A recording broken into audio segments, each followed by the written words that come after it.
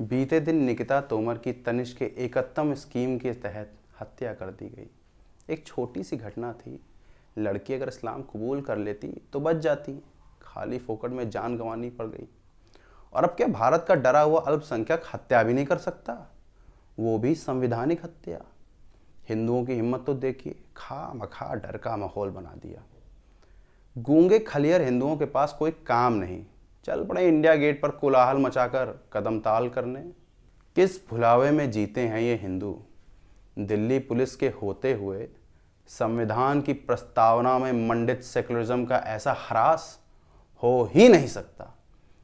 Delhi police, दिल की police का पौरुष चोर मार गया। सरफराज नामक उनके अधिकारी की कर्तव्य परायणता देखिए कि सादी वर्दी में उस उन्मादी भीड़ को नियंत्रित करते हुए जान की बाजी लगा दी। एक आध को तो दे पटका। प्रदर्शन कर रहे उन्मादी के केश खींचकर बोले, आज सारा हिंदुत्व घुसेड़ देंगे। हालांकि कहाँ घुसेड़ देंगे, कैसे घुसेड़ देंगे, इसकी चर्चा आगे नहीं की। पुलिस का पौरुष और प्रबल हो गया, धमनियों में दौड़ने लगा, राजपथ पर गुलाचे मारने लगा कि एक कपटी हिंदू महिला से जा टकराया, उसे दिल्ली की धरती पर जमींदोज कर दिया। लेकिन हिंदुत्व की कब्र तो अलीगढ़ की धरती पर खुदने की बात हुई थी, वो भी एएमयू के बौद्धिक छात्रों ने कही थी। इसका टेंडर दिल्ली पुलिस को कब मिला?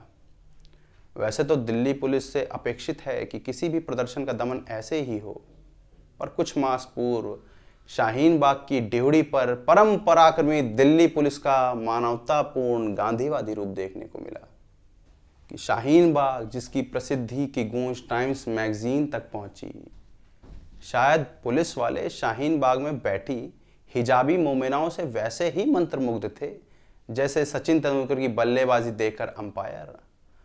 सचिन की शतकीय पारी खेलने में अंपायर का योगदान भले ही ना हो, पर दिल्ली पुलिस ने दादियों के साथ लंबी पारी खेली कि शाहीन बाग टेस्ट मैच 100 दिनों तक चला। रंगारंग कार्यक्रम हुए, बिरयानी बनी, कंबल बटे, वो भी 20 सड़क में। ये कार हिंदू जो सड़क पार भी 10 बार दाएं बाएं देख के करते हैं, वो क्या जाने आज़ादी क्या होती है।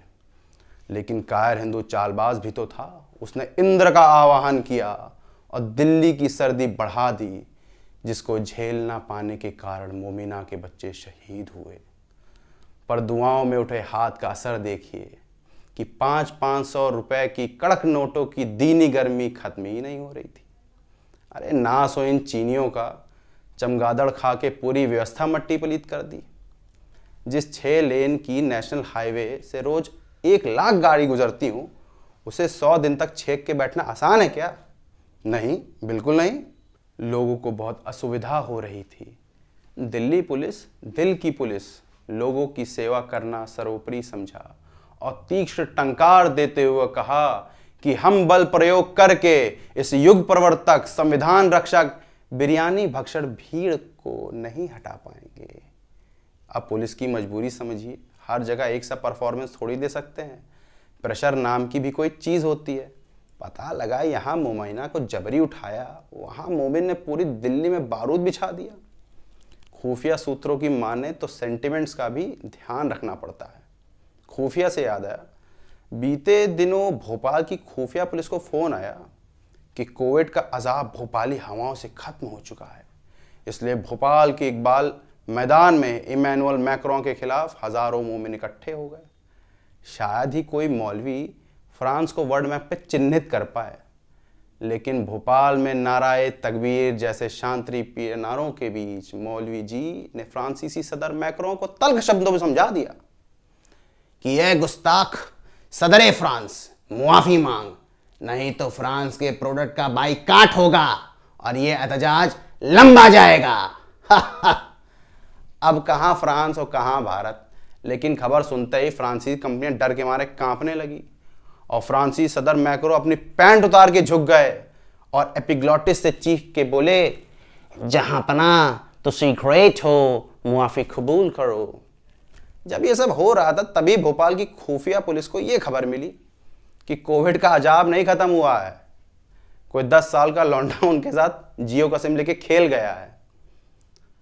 अब पुलिस हेडक्वार्टर में चल रही मंत्रणा से ये तो तय है कि कठोर कार्रवाई होगी, पर किसके खिलाफ? भीड़ के, लौंडे के, या सदर फ्रांस की गुस्ताखी के? गजब दुविधा है। एक दुविधा हमें भी कचोट रही है कि हम भारत के ढीले सरकारी तंत्र पर रुदन गायन करें या भारत की विदेश नीति की गुणगान करें कि हमारे यशस्वी नेता सुदूर फ्रांस की धरती पर हुए छिटपुट हमलों की निंदा तो करते हैं, पर एक वर्ष उपरांत भी कमलेश तिवारी की कोई खबर साहब तक नहीं पहुंची। वैसे एक बात तो है कि जिस कुशलता से भारत के सिंगल सोर्स समुदाय ने कमलेश को ज़बा किया कि अगर ओलंपिक में गला काट प्रतियोगिता होने लगे तो स्वदेशी मूवमेंट इतना सोना पाट देंगे कि $5 ट्रिलियन की इकानमी का सपना पूरा होने के लिए 2024 तक तो नहीं रुकना पड़ेगा।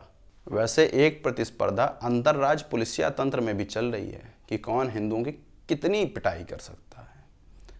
इस प्रतिस्पर्धा में अभी अभी बंगाल पुलिस को छोड़ते हुए मुंगेर पुलिस अव्वल आती दिख रही है, और ये मुंगेर पुलिस की बंदूक से निकला हुआ शॉट हिंदू युवक के माथे के बीचों बीच और मस्तिष्क रोड पर हिंदू मेजॉरिटी दर्शक दीर्घा में करुण पुकार। अब करुण पुकार से क्या फायदा? कट्टरपंथी हिंदुओं को क्या जरूरत थी 1000 साल पुरानी परंपरा से दुर्गा पूजा मनाने की? अरे क्रेन से विसर्जित कर देते, और पुलिस से विधिवत लठियाए जाने के बाद विसर्जन किया तो ट्रैक्टर से ही ना। ये हिंदू है ही मंदबुद्धि। जब पढ़ी लिखी यूपीएससी पास की हुई अधिकारी कह रही है तो सही ही कह रही होगी। आखिर पूरा ज्ञान एनसीईआरटी किताबों में तो है जिसे पढ़ के अधिकारी बनते हैं। वो तो एसपी साहिबा का दरिया दिल था कि अपने इस पराक्रम के बाद वो ध्यान लीन हो गई। वो चाहती तो ट्विटर पर पलट के ट्रोल्स को 2-4 गालियां भी दे सकती थी, लेकिन स्टैंडर्ड भी कोई चीज़ होती है। उन्होंने गांधीवाद का अनुसरण किया और बिजली की गति से ट्विटर अकाउंट को ही डीएक्टिवेट कर दिया और भूमिगत हो गई। क्या क्या जांच होनी चाहिए?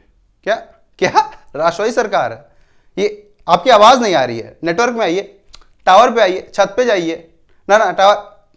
ठीक, जब अरे ओके क्या बकैती है यार, कुछ भी। जब नेटवर्क आएगा तब अगली कड़ी लेके आते हैं। धन्यवाद।